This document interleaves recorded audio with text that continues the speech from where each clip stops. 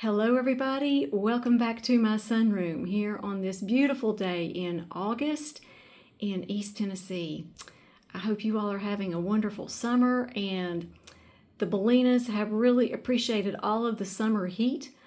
We've had a break in the heat this week, which has really been nice, but there's several of my novelty phals and my species phals that are in bloom, and I just kind of wanted to make a video while they're blooming because when your bellinas are blooming and your species phals are blooming, oh, it's a good day. This is my bellina pink. I've had it for a little over a year. Look at the beautiful leaf that she has just finished growing. It's amazing to me that these young plants can have these gorgeous, wonderful smelling blooms. This is a crowd favorite and this is one of my favorites. She smells like tropical fruit. I do have a problem with fragrances, perfumey fragrances, but this is a fruit fragrance, so it just doesn't bother me at all. I think it's wonderful. So I've had to share bellina pink with you all today. And here's a beautiful bloom on my bellina pumpkin that Michael McCarthy sent me 2 years ago. And she has grown. She's gone from a little seedling plant she actually had a bloom when he sent it to me. It was just a seedling though. And now look, she is growing. So this one too smells like tropical fruit. Bellina pink and bellina pumpkin smell exactly the same. And when I come back here in the morning especially, it smells so wonderful back here. It smells like you're on a tropical island. So pretty. And these are the blooms of my Phal tataspus C2. Lots of color in them right now. In the winter, when this one blooms, the blooms are completely white. And then when it blooms in the summer, I get more of these beautiful red petals. I just think they're so gorgeous. This plant, I've had it for I believe about 2 years. It's very vigorous. It has at least quadrupled in size since I got it.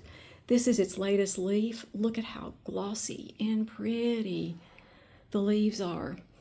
This one has grown 5 spikes and it's actually coming out of bloom, but I had to show you these gorgeous red and white blooms while they're still just in pristine shape. I love this plant.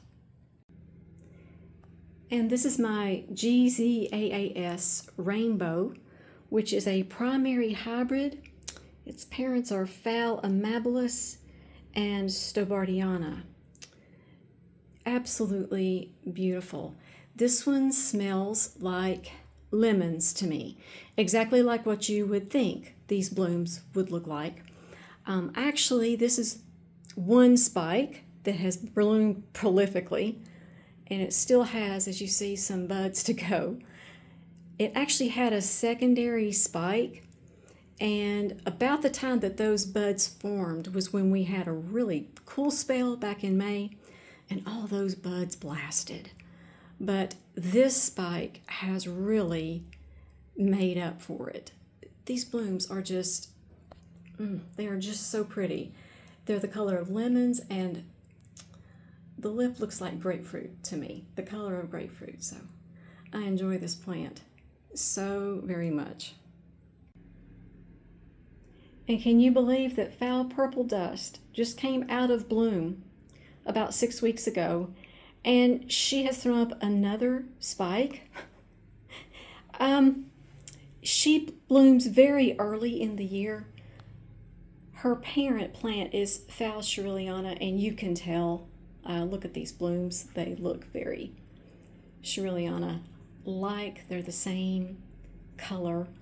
But this one blooms early, and it blooms a lot, and it seems like every time she's done blooming, here comes another spike to replace those blooms. Very prolific bloomer, and I know that you all have enjoyed her for many years here on my channel. I've had her since 2016. So yeah, she's been in my collection now for about 9 years. I think she's so pretty. And here's my Dendrobium Solea Champu. She blooms every single year in August. She has 2 more spikes that she's growing, and there will be more. Last year I had 5 spikes on this plant. It was really interesting trying to keep this plant upright last year. So I know that many of you have really enjoyed her over the years as well. I've had her in my collection since 2016 too. So she's been with me for a long time. And here's a beautiful bloom on my Phal Venus. This is the 2nd spike this year. It was in bloom earlier this year, and then it just suddenly threw out this extra spike. And this time, these blooms on this spike are larger. The other spike produced more blooms, but they were smaller. And this is gorgeous. When the sun hits this plant, it shines. So I had to show you this beautiful bloom. And my Phalaenopsis is still beautiful.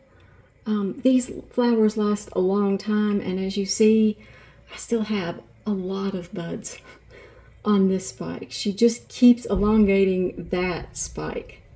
So I'll be enjoying her for quite some time. I love this color combination on this little plant. So, so pretty. And so many of you all have commented on this beauty. This is Phal Suchang Sapphire Peloric 3 Lips. Still has 3 spikes going strong. She blooms a lot for me as well. Just gorgeous. This is one of my favorites, and it's also a fan favorite here on my channel. Gorgeous little plant. Love these blooms. They're very charming. And beside Phalaenopsis, I have my Tumnia Gyric Firm number 642. This is a lot of beauty right here. I love these blooms. This bloom right here at the bottom just bloomed yesterday. And so you can see when this one bloomed out, in the beginning, the blooms were a lot darker.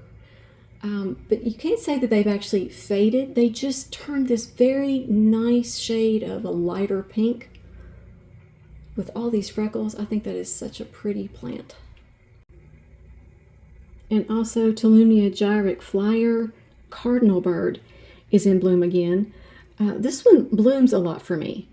It has bloomed twice this year.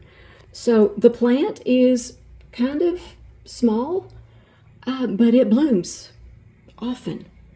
This one, it has kind of bloomed out a little bit more orangey than it has in the past. Usually when it blooms in the winter, it's more red. This time I notice it's more dark orange. They can bloom different colors for you as well, so that makes them very interesting plants to grow. And several of you have asked me how my Leptotes bicolor is coming along. He has grown. He's got some new, what would you call them, canes? 2 new canes. And he has grown. Look at this right here. Yes, it used to be like half this size. So yes, he's doing well. So as I learn how to grow this plant, I will be doing a species spotlight. Still a little bit too early because I'm still just kind of getting used to his care. Had this one for almost 3 months, and wow, I am impressed at how much it's grown. And I will tell you all a little story about a spider as we look at my Brassicatlia. Ooh, that is faded. Memoria, okay, let me just read it for you. Memoria Vita Lee Limelight, green with red lip. Okay, this is gorgeous. Okay, earlier today I was doing some watering, and I have a Sarcoyus that lives right in front of my sunroom doors. And I don't know how I'm going to get that to bloom because it needs cooler temperatures than what I can give it here. But anyway, I've noticed that little house spiders kind of like that plant. They're just drawn to it. And they're just the little puffy, cute spiders that kind of keep stuff out of my sunroom, which I appreciate.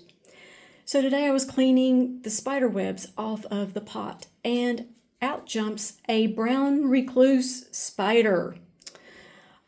Oh my goodness. I was bitten by a brown recluse spider about 10 years ago. Never want that to happen to me again. It wasn't moving around very much. I think I scared it as much as it scared me, and believe me, it scared me. So I grabbed the pot, put it right outside the door, and before I could do anything, it jumped off the pot onto the patio and ran away. Oh my goodness, the surprises you get when you take care of orchids. I have never seen a brown recluse spider back in my sunroom before.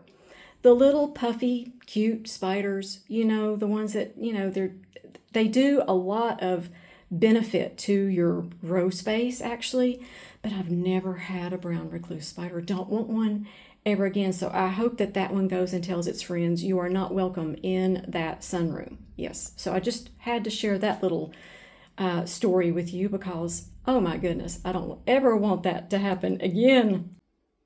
See, that's the Sarcoyus right there. Really pretty little plant. But like I said, I kind of, I bought it not doing the research that I should have on it. And it needs temps down to about 45 degrees Fahrenheit. And there's no place that I can give it 45 degrees Fahrenheit. Not even my garage.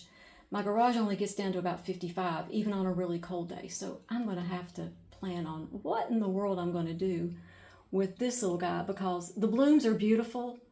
I don't want to put it outside because we have raccoons everywhere and we have squirrels, and one of my neighbors will probably end up with this plant if I put it inside. So, if I put it outside on my porch. So I'm going to have to figure something out.